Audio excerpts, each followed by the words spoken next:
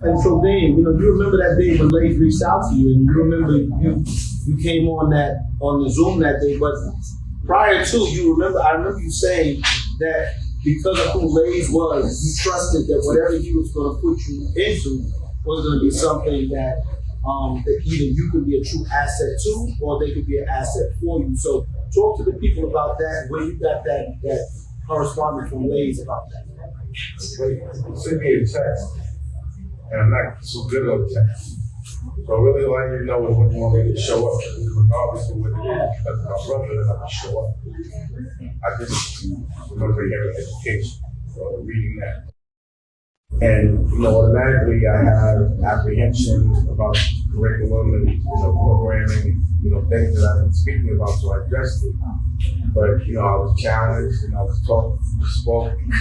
And at the end of the day, I was just so surprised at the circle of people and who they were. I had never seen Black principals. They weren't really moving for them, they were moving for us. But they were doing what they had to do, and I just felt like we just really needed to be celebrated. And I just wanted to make sure that, as we represented correctly, because I know how important it is. So let's just fast forward a little bit to when you and Rocky were expecting little Dustin, and being able to kind of reach out to OSG with this experience with you and Rocky. Do you remember some of the conversations you may have had either with OSG as a whole, or Principal Jacko, or Lace, or myself, or somebody that may have kind of triggered you to know that you are in the right space for your child, for your family? So if I'm on the Zoom weekly with 120 of the smartest, culturally up-to-date people that I've ever seen in my life, and they ranges from every single age demographic up to when you're a man or an adult. I'm going to utilize that resource. It becomes a war chest of information that will make my razor so sharp that I can hit anything. And there were folks like Jocko and Dr. Action that were specialists in that field of when a baby was born. Really, I was like, how do I prepare my baby when he's born? They said, start preparing him before he's born. And then from then on, they gave us a very clear curriculum that we followed. And I was able to see how it actually affected the baby as soon as he was born. And, it's been nothing but more and more knowledge. And I have 5 kids, and things I'm learning I never knew. You couldn't learn it even just by having a child. Yeah. Just these special things that can make the trajectory of your child's life so much easier, and eliminating fear, eliminating being insecure. And those days, when I think back to, you coming into OSG, and when I reached out to Lace, the music industry was crippled by the pandemic, because we know most artists were out there making money via tours. And so when I reached out to Lace and said, listen, here's my idea, I need your help with this. And he said, I'm down, just count me in. At no point did I ever think that Dame Dash was going to be as an integral part of what we did, because at that point, Lace didn't reveal that one yet. He revealed the BJ Ralph McDaniels, the Red Alerts, the Chuck D's, but he never revealed the Dame Dash card until that 5th week. And so, ladies, just talk to the people real quick about how this integration of the arts, hip hop, music, sports, how does that find its way into OSG, and how does it find its way into education? I've been in the game for 30 years, so 30 plus, so I know everybody, when it comes to the game. I don't mess with everybody, because I know everybody. So I'm one of the big people that the OSG people would be their contemporary, that who they grew up listening to. So I felt DJ Ralph McDaniels would get it. When you lose a box, shout to them. That's my man. He was a part of building a lot of careers, and he was a stand-up dude. So I said, we put him in there. And then I said, we bring Red Alert. Red Alert built this thing. And then I was like, I brought my brother in, Big Daddy Kane, literally my brother brought him in there. And that attracted a lot of people to it. But I started to see that they were was becoming a business sense to this thing where this started to turn into a business. And I was like, well, obviously, who I'm gonna bring? I'm gonna bring a dude that actually was the one person talking about business and the stuff that he did from a business perspective it was the first time it was ever done in the music business where you get the first dollar from major corporations and making other major corporations work for you. You know what I'm saying? Like that's musical, that's business game 101. Let me bring Dame in here because what he was doing in the business game, what they did, it still ain't been done like that no more. So I said, let me bring him in here because I know whatever happened in his world, they would get it. So I said, let me get Dame in here and they would get it and they would take that to another level. So Dave, when you came, you saw these people for the first time, you was impressed.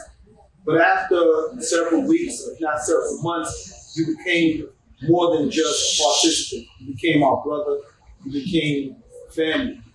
And one of the things I remember you saying, and it was probably one of the greatest compliments I've ever received in my life, of me being able you somewhat comparing what you did at the height of your career to what I'm doing with OSG, and the fact that what you were able to create, nobody's been able to create ever since, and what we're doing at OSG, you obviously get to see something similar because you created an empire, you created a dynasty. Talk to people a little bit about what is it about OSG that kind of parallels what you were doing when you were in Rockefeller and when you were building that team and when you were building that company that you can see any kind of resemblance in OSG at the moment? I mean, again, I'm a pretty clear person. So, number one, disrupt wagon. Number three, very intelligent. And number four, it doesn't exist. It doesn't exist. It's never happened before. No one's seen it and it's needed. So, Dr. B. Nice kind of summed it up. It's a void that no one knew they had. We just didn't know that we needed this. I guess you knew this. I didn't know we needed this, but once it was there, I was like, damn, I needed this. I needed to see us working so good, helping each other. The thing I'm most proud about OSG is us helping us, not them. And, what I wanted to celebrate was this thing that we put together with the studio about, asking. It's about bringing awareness to it. If you don't do it, we'll do it ourselves. But if you want to do it, we can do it together. There's a common ground. So automatically watching the work that Education co-signed and building the studio, but also being open to the mentorship as well. And having a different kind of curriculum means that we can find a common ground. We just have to be proactive about writing the script and this narrative. And this is what OSG is. And Lazy, like you said, the motor behind it, and he brings that like entrepreneurial hip hop swag with it. And he knows, because he didn't tell me what he wanted me to do, he just knew. Because when you're in this kind of world of being creative, you can't really tell a creative what you want them to do. They got to do it. And he knows I'm creative. He said, I ain't gonna tell you what I want you to do, but if you get it, I know what you want to do.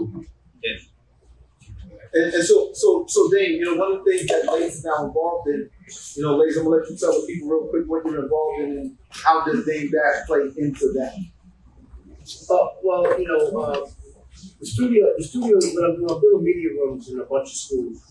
And quite honestly, I feel like it's so big for me because I did the music business. I was always creating economic groups when I needed to have a studio. I didn't want to pay a bunch of studios money. I would just build my own studios and pay myself. That way I can pay my crew. And that's how we ate. Because you know the deal. You get your record money, but you don't get big record money. So you gotta figure out ways to create news to feed your people. In this situation, we don't create news to feed the neighborhood. The first one, the Dame Dash Studios over at my man Aqua Spot on West Side.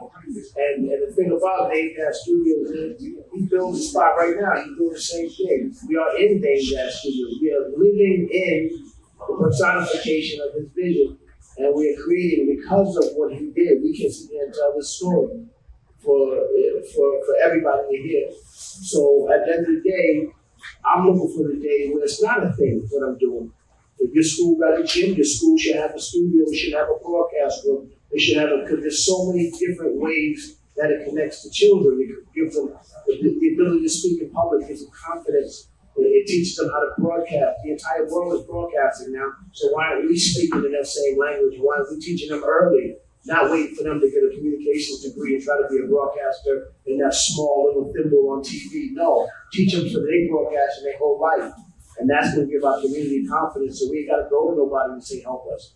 We can help ourselves if we teach our kids to be confident. That's what I mean. So Dave, as we get out of here, let the people know, what does it feel like to have schools willing to name their studios that are being developed and designed by Lazelli and Talos Media? What does it feel like to have people want to dedicate those studios to you and the work that you and what you've meant to our our culture? It's one of those things. It's a void that I didn't know existed, but it feels really good. You know, it feels right. It feels age appropriate, and also it feels like we're leading by example for the youth to do what's right when they're adults, so they can lead by example. It's a cycle breaker. We're cycle breakers, and that's why I'm a part of this. It's disruption in a very tasty way. Well, again, Dane, thank you for hosting us with the first OSG Summit here at Dane Dash Studios here in Burbank. Again, shout out to the entire OSG family who came across the country to come and support. Shout them out. OSG! Dane Dash. So thank y'all so much for joining us. We look forward to continuing to show you the great things that OSG can do. Thank you. Now, let me ask you a question. Is there a principal or a doctor in here that did not get interviewed? Please raise your hand. If you want another awesome video in our Black Excellence series, check out the video right there next to me. I think you'll enjoy it. Continue to believe, and I'll see you there.